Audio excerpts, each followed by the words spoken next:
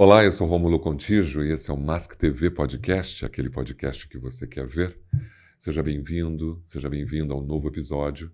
Hoje eu quero falar de sustentabilidade, eu quero falar de ações humanas com um profissional incrível, com 35 anos de carreira, uma pessoa influente que eu conheci no Café Ciesp, do Mauro Dafri e da Sonaide Lacerda. E eu acho que é super importante, nesse momento de eventos climáticos tão sérios, a gente entender o que ele pensa sobre isso. Nós vamos conhecer a trajetória dele, é claro. Então, eu peço para você ir até o canal do Rômulo Contígio, dar o seu like, se inscrever no canal e tocar aquele sininho. Hoje comigo aqui, Paulo de Tarso Petroni. Ele é presidente do Instituto Rever, mas além disso ele é engenheiro, ele é executivo, ele é conselheiro. Você vai conhecer toda a carreira, toda a trajetória dele e como ele vê a questão da sustentabilidade, da logística reversa, do meio ambiente, dos resíduos sólidos. Vamos falar com o Paulo? Paulo, seja bem-vindo ao Mask TV. Muito obrigado por você ter dado essa honra, aceitado o nosso convite para bater um papo com a gente sobre você e essa relação com o meio ambiente que você tem aí, que faz parte da sua vida. Tá, muito obrigado. Boa tarde. É uma satisfação bastante grande aceitar teu nobre convite, né? Eu que agradeço. E estar batendo um papo aqui gratificante para nós dois e para a audiência. Excelente. Nós vamos falar, é uma coxa de retalhos. Claro, você é um homem com tantos conhecimentos, Paulo. Eu não vou me aprofundar num tema específico. Quero conhecer um pouco sobre você, quero que as pessoas que estejam nos acompanhando possam saber sobre meio ambiente, sobre sustentabilidade, mas numa visão mais leve, mais simples. A ideia é inspirar outras pessoas, a sua história de vida, o motivo e o teu propósito por isso. E quando a gente tiver uma outra oportunidade, de repente a gente foca. Vamos falar de logística reversa? Vamos entender a logística reversa 4.0, 5.0 e outros temas ligados a isso e outras ações do próprio Instituto. Mas nós vamos falar do Instituto também. Eu sempre faço uma pergunta muito característica. Quando que você chegou na Terra e por que você veio na Terra? De alguma forma, nessa tua vivência, você sabe o que você veio fazer aqui? Essa é uma pergunta bastante interessante. A gente sempre reflete sobre isso, né? E eu creio que não tem uma resposta. A gente, ao longo da trajetória, vai descobrindo os caminhos, né? E eu sempre acreditei muito, Rômulo, que as coisas são colocadas para a gente ter que executar ela, né? Então, tem certas coisas que caem na tua frente, você não entende por quê, né? A questão da logística reversa, da sustentabilidade, é a mais recente, né? Mas se caiu aqui é porque é para a gente trabalhar ela, né? Então, nada acontece por acaso, é mais ou menos o lema que eu tenho levado desde que eu tive consciência do que está acontecendo por aqui. Seu pai e a sua mãe faziam o quê quando você era criança? Meu pai fez carreira em bancos, né? Era bancário, minha mãe do lar, né? Então, aquela tradicional família italiana, né, que morou aqui em São Paulo desde o começo do século mesmo, que viemos para cá com os avós e tudo mais, né? E fez as raízes na cidade de São Paulo, fez as raízes no bairro do Cambuci, depois na Moca, né? E a partir de então a gente desenvolveu toda essa trajetória da família aqui no Brasil. Com tantos anos atrás, né, nos anos 50, 60, você tinha um sonho de ser médico, advogado, engenheiro? O que você queria ser quando menino? Olha, talvez por influência mesmo positiva do meu pai, né? Eu, desde molecão, eu quis ser engenheiro, sabe? Então, adorava desmontar coisas e não conseguir montar, né? Adorava ter desafios para entender melhor como que funcionavam as coisas, né? Tinha de fato essa avidez que certamente foi motivada pela criação inicial, né? Pelos os anos iniciais aí da nossa vivência. Você tinha amigos, você tinha contato com os amigos da infância até hoje? Da infância menos, da adolescência bem mais, né? E do tempo de faculdade e tal, Mais aí ainda. é impressionante. É impressionante. Você acha que uma pessoa, por exemplo, você teve alguns privilégios, claro, em função da sua família, de te dar condições Sem dúvida. para você chegar onde você chegou.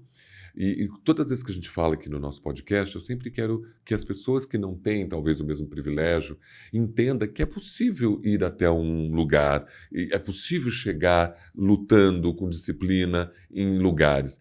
Você acha que uma pessoa que está numa situação mais humilde da vida, não com recursos, ela consegue, de uma certa forma, lutar por uma vontade, por um propósito? Você acha que ela tenha...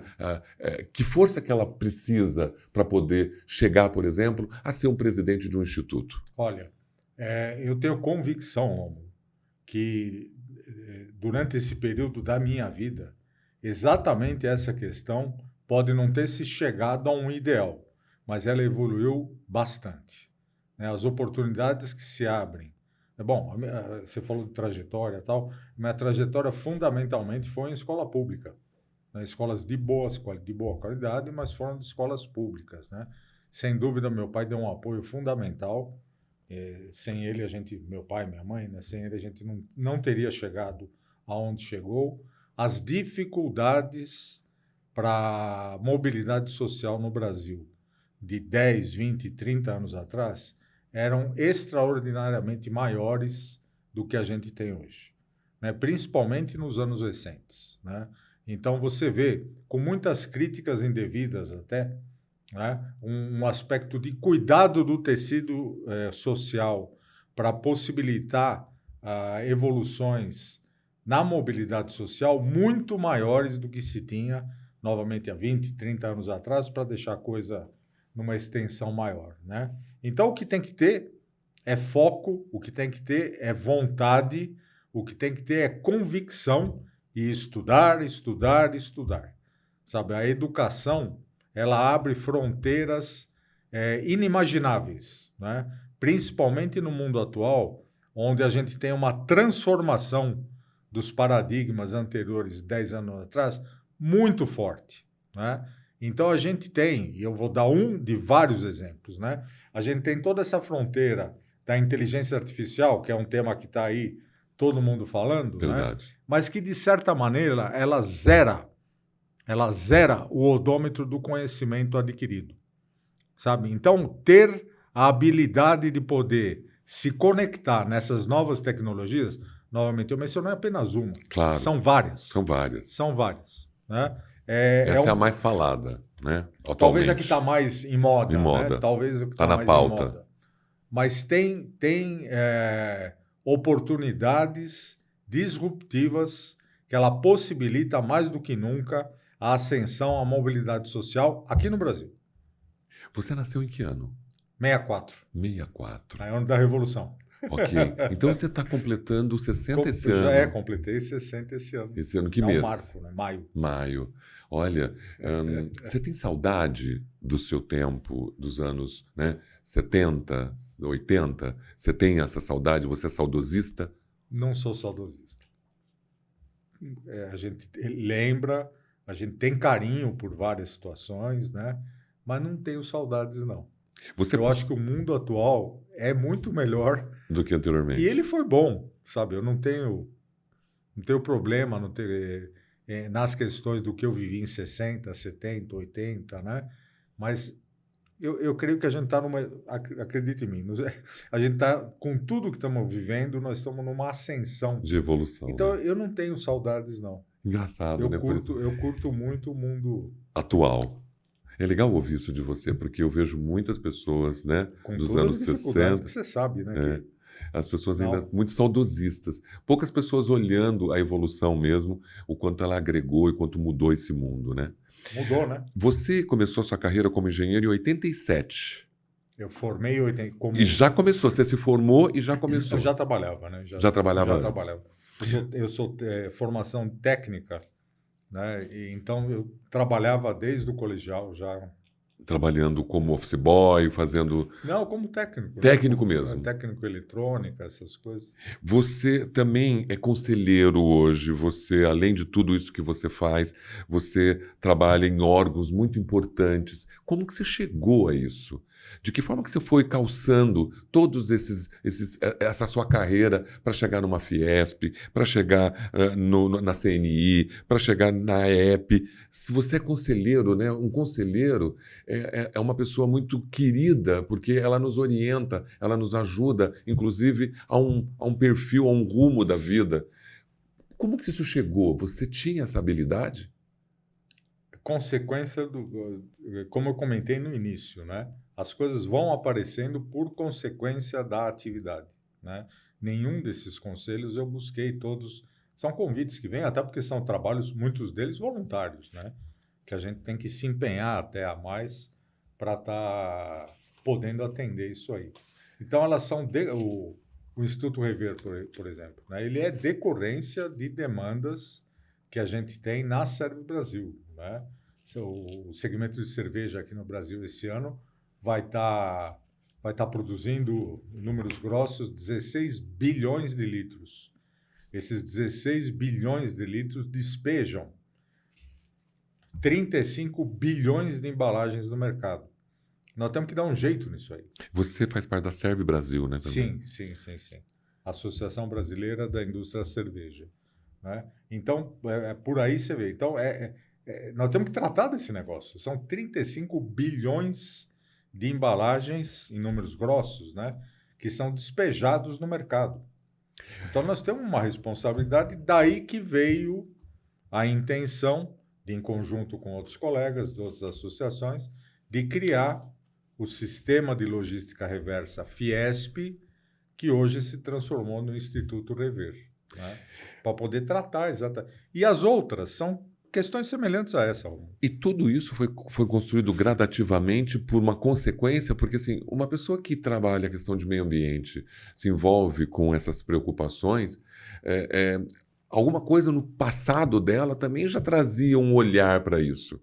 Você é diretor-presidente da Associação Brasileira da Indústria da Cerveja, né? E você também trabalha na governança da associação, do estatuto, você tem estratégia de desenvolvimento de categoria agrícola, você prepara mapas de riscos setoriais no Inovaserve, na cidade responsável, na economia celular. Todas essas habilidades foram construídas no dia a dia, na vivência empírica da sua carreira? A sua relação com o meio ambiente nasceu quando? Por que você se envolveu com isso? É difícil responder, né? Mas talvez o que... né, foi um trabalho que eu desenvolvi na faculdade, né? Foi talvez o primeiro trabalho, isso foi lá para 84, 85, antes até de eu começar a trabalhar na Bromboveri, que até teve uma relação com ele, que era o estudo de impacto do reservatório de Itaipu, que naquela época estava sendo, né, o estudo de impacto do reservatório de água do Itaipu no clima da cidade de São Paulo. Então, foi um trabalho que eu fui orientado por um professor muito interessante, um dos vários mentores que a gente teve, né, ao longo da carreira. E isso aí falou, pô, caramba, qualquer coisa que a gente faz, mesmo uma grande obra, e era talvez uma das maiores obras de engenharia do planeta que tinha, né, à época, a construção da usina de Itaipu. Depois eu vim a trabalhar nos geradores dela, né, e falou, pô, veja, mesmo com toda a preocupação, com toda a tecnologia, impacta sim a temperatura, o meio ambiente, a umidade e os ventos da cidade de São Paulo. Isso te preocupava com a questão humana? Não, me chamou atenção, né? Mas pela parte humana da sobrevivência? Claro, porque o impacto disso, se discutia muito o reservatório em si, que aquele lago é gigantesco, né? Então, a primeira frente de discussão, ela estava nos animais que tinham que ser retirados, mesmo de população que foram retiradas de lá, da vegetação que foi recoberta, né? Mas toda aquela umidade, todos os ventos, eles também impactavam distâncias aí de centenas de quilômetros, conglomerado onde eu vivia, onde a USP estava, né? Então ele impactava e impactou, né? Houve uma mudança climática decorrente disso aí. Isso aí me despertou. Eu falei, pô, a engenharia tem que levar em consideração, eu estava estudando engenharia nessa época, né? A engenharia tem que levar em consideração os impactos da atividade dela na questão ambiental e social. Eu não sei se foi isso, Romulo, mas é o que me chama. É o que chamou a atenção.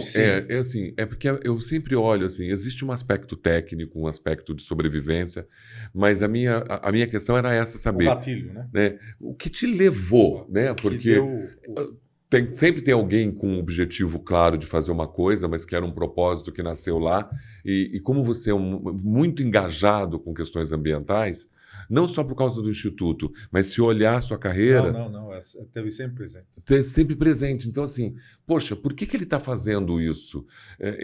Ele acha que, né, é necessário a contribuição dele para a humanidade nessa questão, né? E aí você me diz, talvez pela Escola Politécnica da USP, por tudo que você, né, vivenciou lá, as coisas foram chegando mais claras para você. Foram sendo construídas. Palpáveis também, né? E aí eu vou fazer alguma coisa. Você queria fazer alguma coisa que te desse recursos, sobrevivência, carreira, ao mesmo tempo que você pudesse contribuir com o mundo. Nós temos dentro da comunidade politécnica um conceito bastante interessante que quisera eu poder expandir ele para mais colegas, né? Que é a retribuição da sociedade, né? Então, tanto no colegial quanto na faculdade, como eu mencionei para você, eu estudei em boas escolas públicas. Sim. Né? E essas boas escolas públicas, elas são fundadas por quem? Por nós mesmos. A sociedade que, através dos impostos, fazem a dotação orçamentária para as escolas técnicas, as escolas estaduais, para manterem essas instituições, né?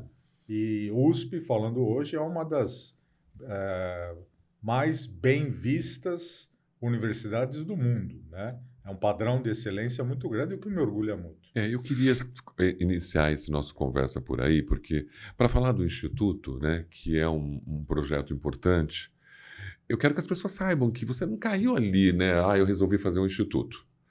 Eu acho que as pessoas precisam saber qual era, né? É isso que você acabou de dizer, de como você trilhou para chegar até o instituto. Eu na minha cola aqui, o instituto, ele nasceu em 2021. Sim.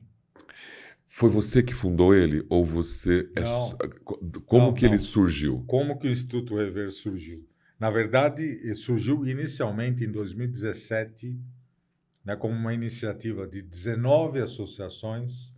Uma das 19 era a sede do Brasil, né, que chegou na Fiesp, chegou no Departamento Ambiental da Fiesp e falou, olha, nós estamos com uma tremenda dificuldade, dadas as alterações regulatórias que estamos tendo aqui no Brasil, em atender como empresa a Política Nacional de Resíduos Sólidos, a PNRS. Sim. Né? Os modelos existentes desde 2010, eles foram interessantes, mas eles não acompanharam a evolução e não estão entregando os resultados necessários a isso. Né? Então, nós, os 19, coordenado pelo Departamento Ambiental da Fiesp, a gente passou aí uns 6 meses se reunindo semanalmente para desenhar uma solução para isso aí. Né? Dessa solução surgiu o Sistema de Logística Reversa Fiesp, né?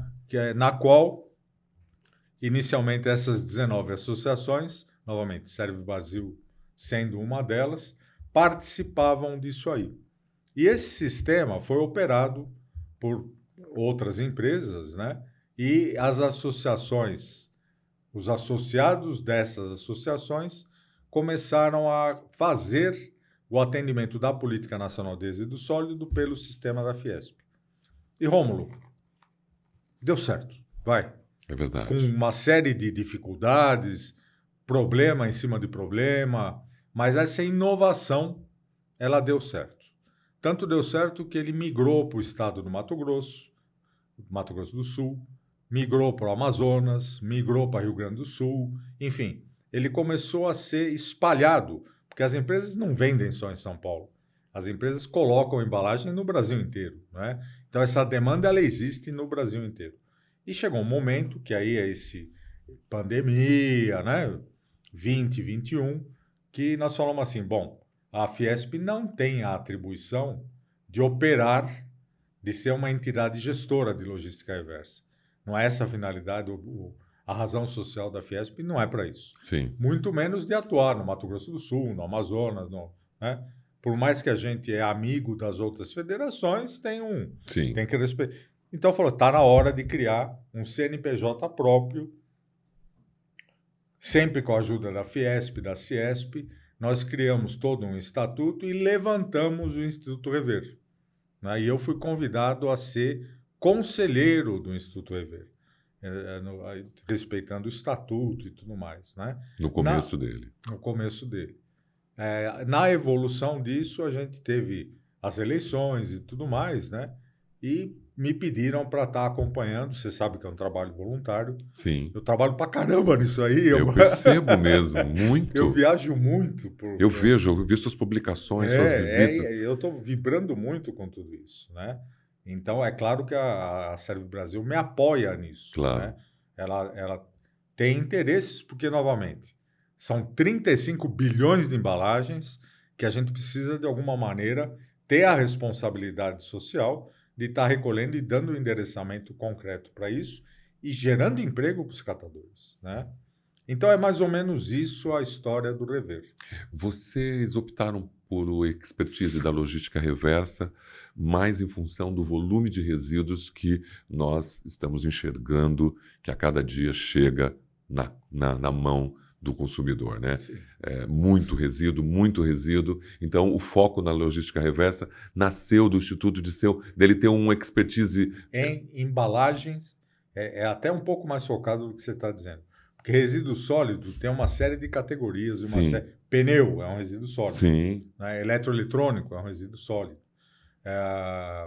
Embalagens para defensivos agrícolas é um... Né? E embalagens em geral, talvez é o que tem mais volume. Né? Certo. Por exemplo, pós-consumo. Né? O pós-consumo. O Instituto ele é sem fins lucrativos, é uma org, e ele tem apoios de empresas para poder se manter? Sim. A gente iniciou com toda a dificuldade, né, com uma contribuição associativa das entidades que são participantes dele. São R$1.000 por mês. Né? E, ao longo do tempo, a gente está diminuindo essa contribuição a ponto que o nosso orçamento para 2025 ele já projeta aqui dos nossos custos apenas 3% é essa contribuição. Então, a gente consegue sobreviver com um percentual mínimo, né, das negociações que a gente faz entre as empresas demandantes e a oferta de material reciclado. Né? Quais são as atividades, então, de serviços que esse Instituto oferece? A gente faz a intermediação, a compra e a venda de créditos de reciclagem. Né? Então, a gente, de acordo com uma regulamentação, né, federal, a gente certifica que aquela embalagem recolhida na sua casa, aquela embalagem recolhida no lixo, ela foi corretamente destinada para reciclagem. Ela não se perdeu no caminho, né? Através, basicamente, das notas fiscais. Então, tem todo um trabalho de certificação da rastreabilidade disso. Isso feito, a gente emite um certificado e vende esse certificado para as empresas demandantes que têm que comprovar que destinou um determinado percentual, que esse ano aqui já está em 30%, né, das embalagens que ela coloca no mercado, ela tem que comprovar anualmente que 30% disso foi destinado a... E é muito complicado fazer isso, né? Então, essa legislação dos créditos de reciclagem, ela permite essa compensação da oferta de material reciclado, pagando um FII, por serviços prestados, adicional ao material que é vendido. É, né? O selo Movimento pela Reciclagem. Isso, vamos lá. O selo, na verdade, ele é um atestado para a empresa que ela contribui para esse processo. Certo. Não é um selo que ele diz assim, eu garanto que eu reciclo, não é nada disso. Ela só contribuiu. Ela contribui, ela participa, ela se utiliza disso aí, então ela tá colaborando para a limpeza do meio ambiente e para a geração de emprego junto à camada dos catadores, né, que é bastante vulnerável. E o selo agrega uma imagem positiva, sustentável para ela. Ela agrega, Romulo. de fato ela agrega, porque a gente tem, principalmente pela CNI, né, pesquisas aí já há alguns anos que indicam que o atributo sustentabilidade ele é cada vez mais levado em consideração nas decisões de compra dos consumidores finais. Né? Então, talvez há 5 anos atrás tinha um peso, a gente vê que esse peso não é só blá, blá, blá. Né? Então, preço sempre é levado em consideração, mas em condições normais, né, o atributo sustentabilidade, o selo ajuda nisso, né? Sim. Ele leva o consumidor a decidir pela marca A em relação à marca B. Como também evitar a marca B, né, e optar pela marca A se aqui você tem algum comportamento social, ambiental não adequado. O Instituto, por exemplo, então, um resíduo, ele trata o resíduo pós-consumo doméstico ou nós estamos falando do resíduo industrial? Não. Um exemplo, eu gerei um resíduo e eu quero, de repente, participar do Instituto. Você tem um sistema de parcerias de coleta, de beneficiamento, de gerenciamento desses resíduos? A gente indica cooperativas na tua região. Essas cooperativas... Você credencia cooperativas, então? A gente credencia. E as cooperativas que sobem as massas na nossa plataforma. Tem um marketplace, né? Certo. Então, tem um marketplace seguindo as regras, seguindo a habilitação. A cooperativa ela tem que estar formal. Claro. Ela tem que emitir nota fiscal, né? Essa é uma grande dificuldade. Né? Hoje em dia é uma grande dificuldade. Tem questões tributárias que a gente também, em colaboração com as próprias cooperativas, com os próprios grupos de catadores, a gente trabalha a nível estadual, trabalha a nível federal. Devo dizer que as últimas 3 semanas, com a reforma tributária, a nossa atuação e conjunta, né, foi muito forte e infrutífera. Nós não logramos êxito, porque com todo o esforço que a gente fez, a gente não conseguiu sensibilizar inicialmente os deputados, depois os senadores, da importância de você ter uma tratativa diferenciada para essa questão dos resíduos sólidos, para essa questão social dos catadores, que exercem uma atividade que é uma externalidade positiva para a sociedade, porque a atividade que eles fazem, ela contribui não só para o meio ambiente, como para a mobilidade social. Então, ele evita outros custos do governo que não precisam ser alocados para a questão social e ambiental. Então, eu chamo isso de externalidade positiva, como nós temos, através do imposto do pecado, no imposto seletivo, a externalidade negativa, né? Os refrigerantes, a questão do álcool, a questão do fumo, eles são considerados produtos cujos efeitos para a sociedade são negativos, na saúde pública, no meio ambiente e assim por diante, né? Então, como tal, você cobra um imposto adicional, está refletido aí no imposto seletivo. Ora bolas. E os catadores? Ora bolas. E as cooperativas de resíduos sólidos? Infelizmente, nesse momento, nós não logramos êxito. Você percebe que as empresas, por exemplo, das quais os produtos e embalagens delas, que estão lá no catador, na cooperativa e que fazem parte desse movimento, se sensibilizam? O Instituto tem uma parceria com empresas geradoras de resíduos, por exemplo. Lógico, o resíduo industrial é normalmente gerado por um outro foco, com coletoras específicas comerciais. Mas o resíduo pós-consumo daquele produto vai para a cooperativa. Essas empresas, elas têm uma interface com vocês de apoio? Vamos lá. Quem compra os créditos, tanto de reciclagem como crédito de projetos estruturantes, são as empresas. Então, esse ano aqui que está fechando, a gente está ultrapassando 800 empresas que compraram créditos estruturantes de reciclagem, né, através da nossa plataforma, né? Então, o objeto final não é a Serve Brasil, que são os associados empresas da Serve Brasil, que colocam embalagens no mercado e tem que fazer a compensação delas. Pela plataforma você consegue mapear marcas, então eles conseguem entender o volume da marca dele lá naquele lixão, naquela cooperativa? É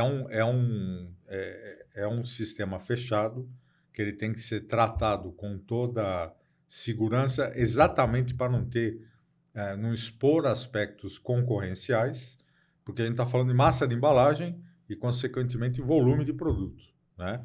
Mas a empresa sabe a dela. Então, porque é ela mesma que declara isso, né? Ela não tem a visão dos seus concorrentes. É um black box que a gente fala, né?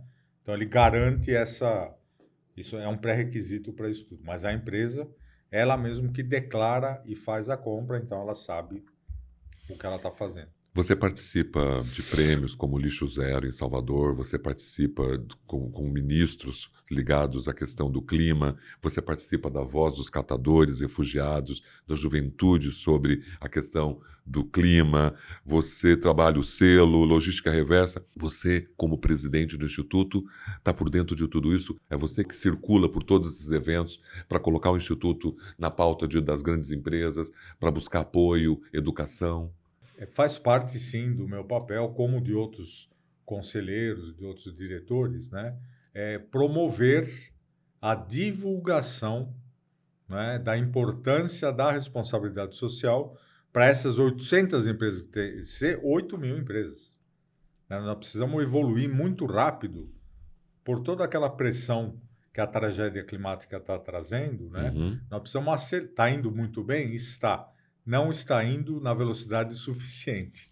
Então, faz muito parte do nosso papel, todas essas atividades que você listou, fazer a divulgação da importância das empresas, da população, do governo, das universidades, darem mais atenção, né, para essa importante questão da economia circular, da logística reversa, da questão do tratamento dos resíduos aqui no Brasil. Você é um homem engenheiro, né? Maduro, experiente. Está me chamando de velho, Romo. Não.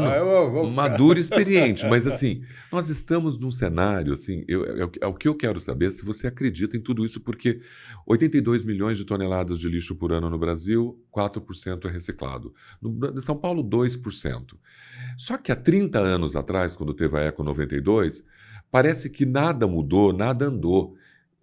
O que te faz acreditar que vai mudar? Porque parece que esse número não anda. Há uma subnotificação. Mas qual é a alternativa? Então, qual é a alternativa? Não há alternativa. Mas por que é tão lento?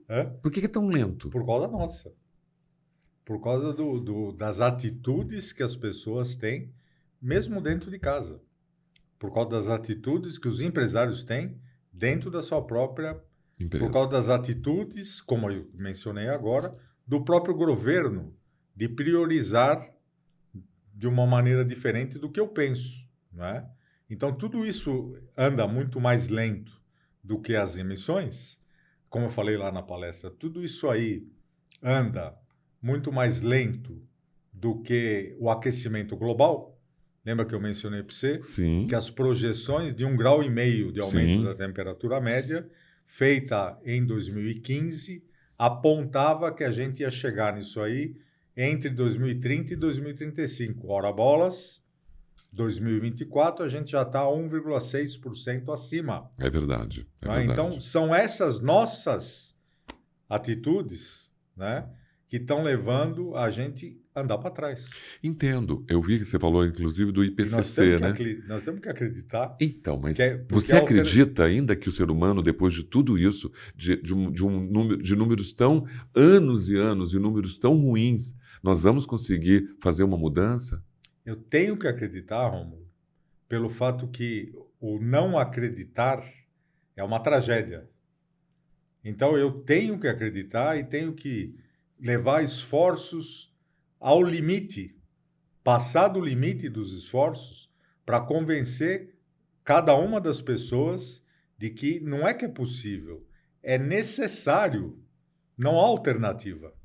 Nós temos que acreditar nisso. Mas eu acho que é uma luta um pouco solitária, porque eu vejo, não estou dizendo que é só você, Nós temos milhões de institutos ligados à sustentabilidade, né? A nossa gestão de resíduo é caótica, a nossa questão climática é caótica, os recursos hídricos são caóticos. Tudo é caótico, mas assim, todo mundo trabalhando, todo mundo querendo fazer alguma coisa, mas quando eu olho os números, você vê que parece que não andou, é frustrante. Então, você como um presidente de um instituto que tem educação ambiental por detrás, que tem um movimento de transformação, isso não te desgasta ao ponto de você falar, peraí, o que eu devo fazer para sensibilizar esse ser humano de que não está acreditando nisso? Intensificar as ações, resiliência. Né? Na minha carreira inteira, se a cada resultado negativo que um quartil apresentasse, eu jogasse a toalha, eu estava morto. Excelente. Né? Então, a resiliência, mais do que qualquer outro cenário, nessa questão do aquecimento global, ela é absolutamente necessária, exatamente pelas razões que você está trazendo. Nós temos que ser resilientes, aprender com, eu não digo erros, mas com os não acertos, né? Eu estou sendo sofismático aqui, né? E acelerar esse processo para tirar esse atraso e diminuir esse impacto. Né? O jogo não está perdido. Nós estamos perdendo feio. É verdade. Mas a gente tem que ser resiliente. Eu até me lembrei, puxa vida, isso aí era uma série, nós estamos aqui no podcast, né? Uma série do Joel Baker, né? que ele tinha, que fazia muito trabalho comportamental nas empresas, que ele tinha uma passagem muito interessante, na qual você via, assim, num vídeo bastante desgastado até, né? Um homem numa praia, correndo, né? E ele pegava uma estrelinha no mar e jogava na praia. Aí corria mais um pouco, achava uma outra estrela no mar e o Joel Baker acompanhando ele, né? Pegava outra estrelinha no mar e jogava ela na... Aí ele falou, o que esse cara está fazendo, né? E disse que todo dia esse cara fazia esse tipo de coisa, né? Aí ele pegou lá, mas o que você está fazendo? Né? Você acha que você vai salvar o mundo com isso? Então, ele ficou quieto, pegou mais uma estrelinha, jogou. O mundo eu não vou salvar, mas aquela estrela eu salvei. Eu entendo o que você está dizendo, mas eu vou ser um pouco mais cético com você. Eu entendo. É que eu vejo muitos profissionais, né? Eu bato nessa tecla. Eu vejo, por exemplo, o Instituto Rever com projetos tão interessantes que pode mudar, mas eu vejo uma dificuldade do ser humano compreender que ele é parte do processo. Eu não tenho interesse mais nisso. Então, assim, meus interesses estão focados em outra questão. A própria tecnologia de IA, a própria tecnologia das redes sociais levaram o ser humano para um outro movimento. Parece que agora não existe mais a preocupação com geração de resíduo, não existe. A minha preocupação hoje é postar algo na rede. Eu tenho que ter likes e visualizações adequadas. E assim, por isso que às vezes eu acho frustrante. E só a educação ambiental, só o desenvolvimento comportamental não está sendo mais suficiente. Então, da onde que você vai encontrar energias, estratégias, diferenciais para convencer esse ser humano que não tem mais interesse? Então, por exemplo, né, essa última segunda-feira, a gente, pelo 3º ano, deu o prêmio para, eu não vou falar cidade, mas deu o prêmio para os alunos, para os professores e para a escola de uma determinada cidade que venceram o concurso cultural utilizando exatamente as postagens deles. Né? Isso motiva muito, de recolhimento de material nessa determinada cidade. Né? Então, é dentro daquele programa estruturante que eu já mencionei, do Cidade Sustentável. Então, a hora que você vê o brilho nos olhos de crianças de 12, 13 anos, né? que estão aprendendo... A hora que você vê o brilho dele convencer o pai e a mãe na casa dele de como fazer a separação dos resíduos e levar adequadamente, porque às vezes você separa, coloca lá e mistura tudo de novo, né? Mas levar aquele resíduo para dar o destino correto para uma cooperativa formalizada catar e levar para um reciclador, isso anima muito a gente. Então, a transformação da sociedade ela acontece em todos os níveis, né? Mas a educação das crianças é o fator primordial para você, numa geração, fazer essa transformação. Um burro velho como eu é mais difícil de convencer, mas a criança ela é ávida por isso, né? E esse tema de que meu mundo vai estar 5 graus mais quente quando eu viver, talvez sensibilize muito mais eles, que vão viver até o ano 2100, do que eu, que daqui 20 anos, sei lá, né? A gente não vai estar mais aqui, né? Então, esse fator, eles pegam essa bandeira com muita facilidade e com muita força. Então, a aposta nas crianças, não só nelas, mas a aposta na educação, né, no Fundamental 1, que é o que temos o hoje. ensino infantil, né? também. Constantemente. A gente, ao longo dos anos, faz essa transformação. Nós temos que acreditar nisso. Foi importante você ter vindo aqui. Eu queria muito eu acho que, lógico, eu queria conhecer você, eu queria que as pessoas soubessem qual a sua origem, por que você se envolveu, você deixou claro aqui pra gente. E falar do Instituto Rever, nós não focamos num tema específico, nós não ficamos decidindo aqui quanto que um gera, quanto que não gera, qual é o problema. Era mais entender essa sensibilização humana necessária.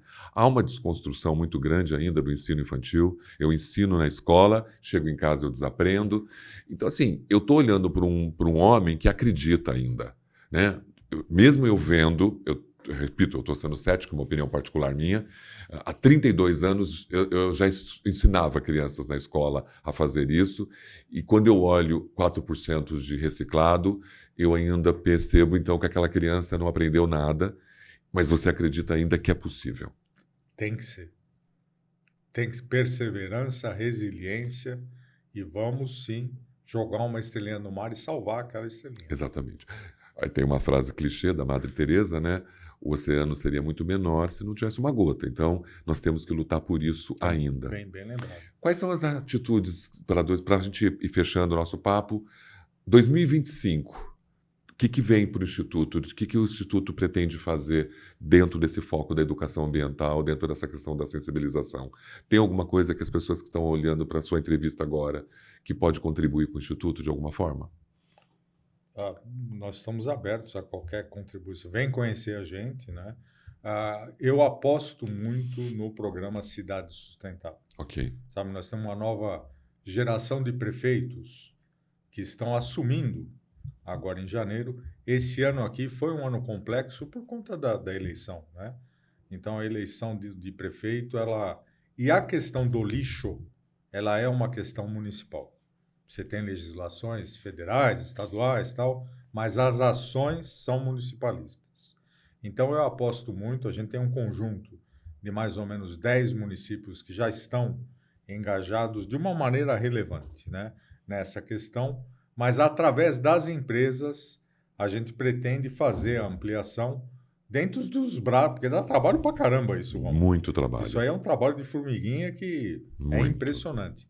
E nós estamos falando, em tese, de 5.600 municípios, né?